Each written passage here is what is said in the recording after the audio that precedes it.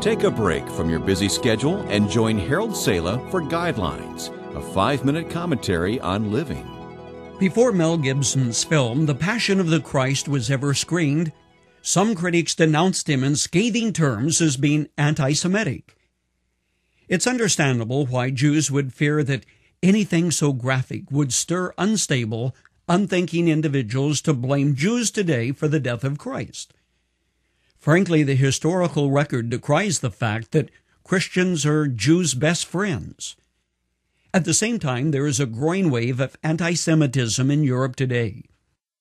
In recent days, synagogues have been bombed, Jewish children attacked, and graffiti with insulting messages emblazoned on walls reminiscent of what took place during the days when the Nazis ruled Germany.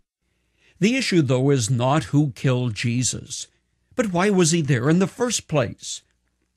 Many people in the world, though certainly not all of them, know Jesus died outside the walls of Jerusalem long ago.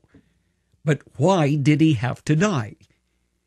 The answer to that question really involves every man, every woman, and every child alive today.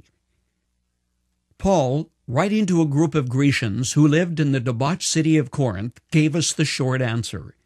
He said, God made him, that's Christ, who had no sin, to be sin for us, so that in him we might become the righteousness of God. You may be saying, he is saying that sin had something to do with it. No, not something. Everything. So quickly the issue ceases to be an ethnic or political issue, but a religious one. This introduces another question. What is sin? Isaiah, in a passage which is prophetic in nature, says, all we like sheep have gone astray, and God laid on him the sinfulness of us all. Going clear back to the garden, we observe that our first father, Adam, turned his back on God and chose to go his own way. That's when the attitude of rebellion first erupted, which the Bible calls sin. Paul says, all have sinned. And the word all is very inclusive. Saying the same thing another way, he wrote, there is no one righteous, not even one. After our first parents sinned, God taught humankind that every sin required some kind of restitution. Someone, some way had to pay for man's wrongdoing. God gave his people priests who made atonement for the wrongdoing of his people. Sacrifices, doves, goats, and bullocks were offered to God.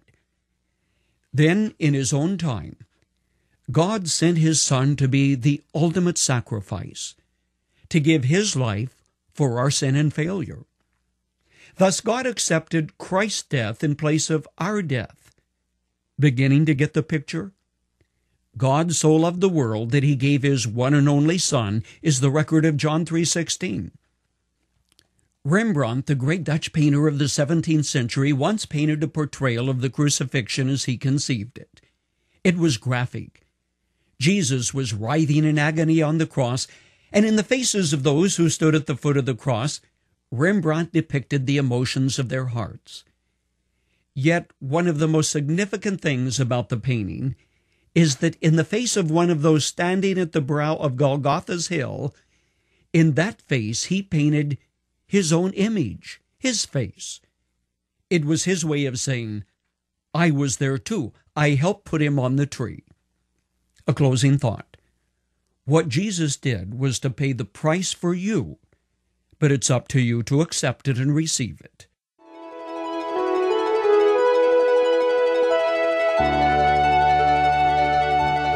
I'll say it again. What Jesus did when he died was to pay the price for your pardon. But a pardon is valid only when the person involved willingly accepts it. That's why it's up to you to acknowledge that it was your sin that took him there. And as you accept his forgiveness and cleansing, you become a new person, forgiven. That's what the Passion of Jesus Christ is about. You have just heard Guidelines. I'm Harold Sala.